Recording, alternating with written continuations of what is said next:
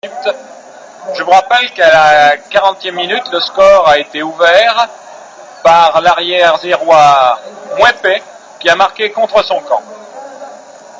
En fait, un score équitable de 1-1 aurait été plus juste.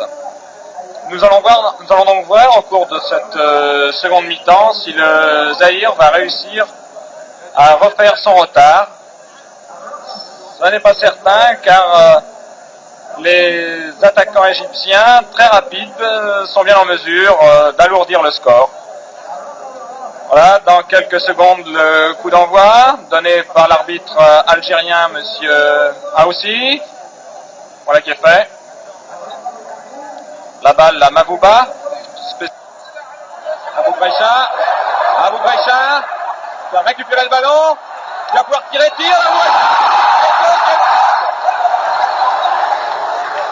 Deuxième but donc de l'Égypte.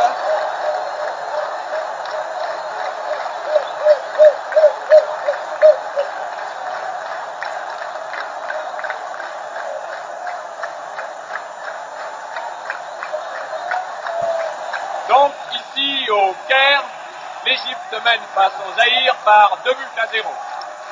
Ah, je crois que les chances du Zaïre de remonter cet handicap sont bien minces.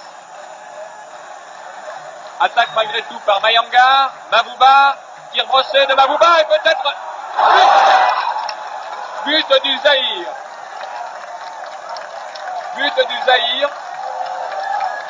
Une combinaison entre Mavouba et le... Westou.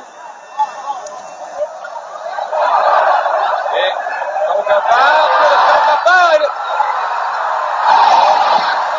longue balle destinée, mais peut-être égalisation.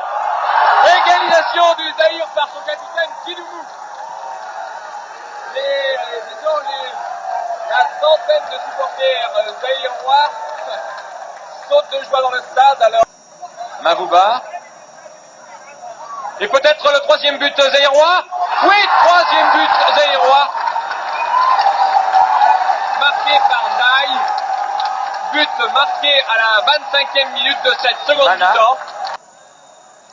Le Zaïre, et voilà, la partie est terminée. Donc le Zaïre se retrouve en finale. Il rencontrera soit la Zambie, soit le Congo, puisque je vous rappelle que ces deux équipes sont toujours à égalité et jouent maintenant les prolongations.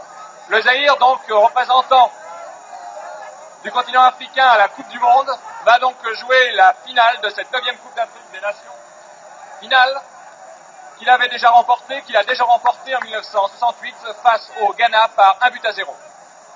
On peut dire que sur l'ensemble de la partie, la victoire du Zaïre n'est pas imméritée, car l'équipe du Zaïre en deuxième mi-temps a été beaucoup plus soudée, a réussi en équipe, on peut dire en grande équipe, à faire le jeu et surtout à l'imposer.